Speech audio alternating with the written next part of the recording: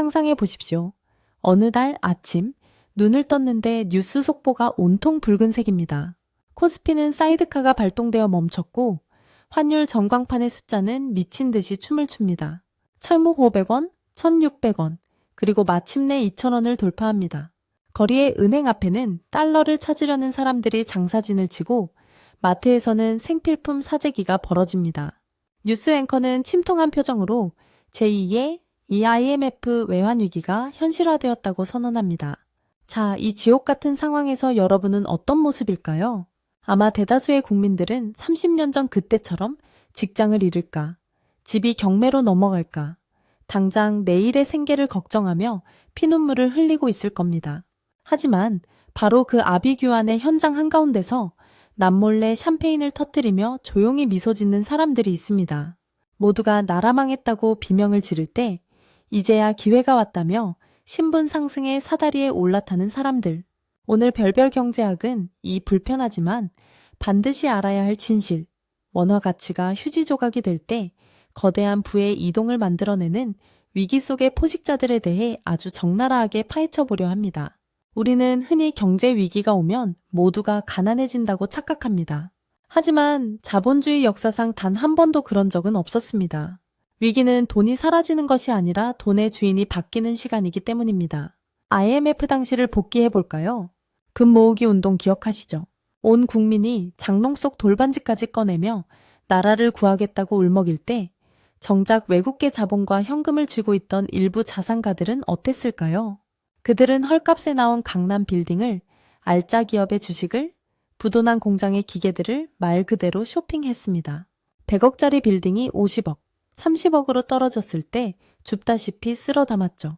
그리고 3년 뒤 경기가 회복되자 그들의 자산은 10배, 수백 배로 불어났습니다. 이게 바로 위기가 만들어낸 잔혹한 신분 상승의 메커니즘입니다. 그렇다면 만약 제2 IMF가 터진다면 이번에는 누가 그 주인공이 될까요? 원화가 폭락할 때 부자가 되는 사람들은 크게 세 가지 유형으로 나뉩니다. 지금부터 여러분이 이 셋 중 하나에 속할 수 있는지 냉정하게 점검해 보시기 바랍니다. 첫 번째 부류는 너무나 당연하게도 달러라는 핵무기를 가진 사람들입니다. 환율이 1000원에서 2000원으로 올랐다고 가정해 봅시다. 원화만 가진 사람의 자산 가치는 국제 기준으로 반토막이 납니다. 내가 가진 5억짜리 아파트가 달러로 환산하면 2억 5천만 원짜리가 되는 거죠. 앉아서 벼락거지가 되는 겁니다. 하지만 달러를 가진 사람은 어떨까요? 가만히 있어도 원화 기준 자산이 2배로 뜁니다. 그런데 여기서 끝이 아닙니다. 진짜 마법은 구매력의 괴리에서 발생합니다. 환율이 폭등하면 국내 금리가 미친 듯이 치솟습니다. 외화를 붙잡기 위해 한국은행이 금리를 올릴 수밖에 없으니까요. 그러면 빚내서 집 샀던 사람들이 이자를 감당 못해 매물을 던지기 시작합니다. 부동산 가격이 폭락하죠. 자, 계산기를 두드려 볼까요? 환율이 2배 올라서 내 달러 가치는 2배가 됐는데 국내 아파트 가격은 반토막이 났습니다. 그럼 내 달러의 실제 구매력은 4배가 되는 겁니다. 평소라면 10억 원, 즉 100만 달러가 있어야 살 수 있었던 아파트가 가격이 5억으로 떨어집니다. 그런데 환율이 올라서 25만 달러만 환전해도 5억 원이 생깁니다. 즉, 예전에는 100만 달러 주고 사야 했던 걸 25만 달러에 사는 셈이죠. 이게 바로 외국인들이 그리고 달러 자산가들이 위기 때마다 한국 부동산을 줍줍하는 원리입니다. 이들에게 환율 폭등은 재앙이 아니라 전 품목 70% 세일하는 블랙 프라이데이일 뿐입니다. 두 번째 부류는 현금, 즉 유동성의 제왕들입니다. 여기서 말하는 현금은 단순히 통장에 박혀있는 예금을 말하는 게 아닙니다.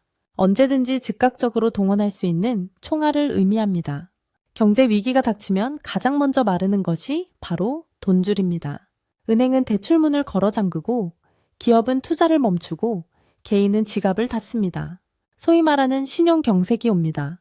이때는 100억짜리 빌딩을 가진 부자도 당장 직원, 월급 줄 현금 1억이 없어서 부도를 냅니다. 흑자부도가 속출하죠.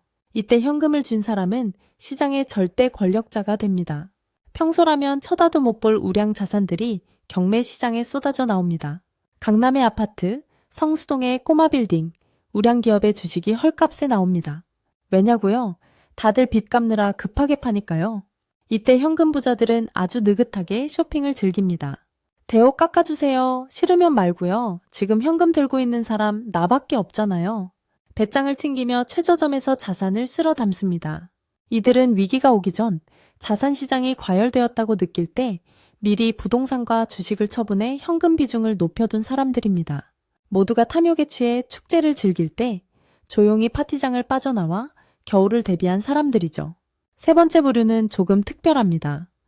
바로 글로벌 소득을 창출하는 사람들입니다. 예전에는 수출 대기업만 여기에 해당했습니다.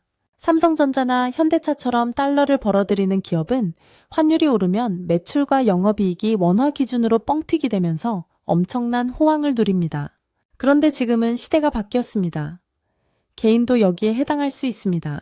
예를 들어 유튜브를 통해 전 세계를 상대로 방송하고 구글로부터 달러로 수익을 받는 크리에이터, 해외 기업과 원격으로 일하며 달러로 연봉을 받는 개발자, 아마존에서 물건을 팔아 달러를 버는 셀러들이 바로 그들입니다. 이들의 삶은 국내 경기 침체와는 딴 세상입니다. 국내 물가는 오르겠지만 환율 상승분만큼 소득이 자동으로 늘어나기 때문에 인플레이션을 충분히 방어하고도 남습니다. 오히려 국내 자산 가격이 떨어질 때 늘어난 원화 소득으로 한국 주식이나 부동산을 꾸준히 매집합니다. 국가 경제가 흔들려도 나의 소득 기반은 흔들리지 않는 무국적 자본가들, 이들이야말로 21세기형 위기 탈출 넘버원입니다. 자, 그렇다면 지금 이 이야기를 듣고 있는 우리는 무엇을 준비해야 할까요? 나는 달러도 없고 현금도 없고 해외 취업도 못했는데 그럼 그냥 앉아서 당하라는 거냐? 라고 묻고 싶으실 겁니다. 아닙니다. 지금이라도 늦지 않았습니다.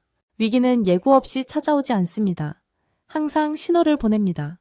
지금 환율이 1,400원을 넘나들고 가계부채가 한계에 다다르고 수출이 흔들리는 이 모든 시그널이 어쩌면 마지막 경고일 수 있습니다. 가장 먼저 해야 할 일은 자산의 포트폴리오 재구성입니다. 여러분의 전 재산이 원화라는 바구니에만 담겨 있다면 그것만큼 위험한 도박은 없습니다. 지금 당장 여유 자금의 10%라도, 아니 20%라도 달러 예금이나 미국 국채, 혹은 미국 인덱스 펀드 같은 달러 표시 자산으로 옮겨 놓으십시오. 이건 투자가 아니라 보험입니다. 집에 불이 날까봐 화재 보험을 들듯이 내 나라 경제가 휘청거릴 때 나를 지켜줄 방패를 만드는 겁니다. 두 번째는 빚 다이어트입니다. 제2 IMF가 온다면 가장 무서운 살인무기는 바로 금리가 될 겁니다. 변동금리로 무리하게 대출을 받았다면 지금 당장 소비를 줄여서라도 원금을 갚아야 합니다. 위기 상황에서 빚은 여러분의 목을 조르는 밧줄이 되지만 빚이 없는 상태에서 현금 흐름을 확보한다면 그건 기회를 잡는 낚싯줄이 됩니다. 마지막으로 공부해야 합니다. 단순히 뉴스를 보는 게 아니라 자본의 흐름을 읽는 눈을 길러야 합니다. IMF 때 누가 돈을 벌었는지, 2008년 금융위기 때 어떤 자산이 폭락하고 어떤 자산이 가장 먼저 반등했는지 역사를 공부하십시오. 위기가 닥쳤을 때 공포에 질려 뇌가 마비되는 사람과 아, 이거 역사책에서 봤던 그 패턴이네 라며 냉철하게 판단하는 사람의 운명은 하늘과 땅 차이입니다. 제2 IMF 오지 않기를 간절히 바랍니다. 하지만 자본주의는 상승과 하락을 반복하는 거대한 사이클입니다. 영원한 호황도, 영원한 불황도 없습니다.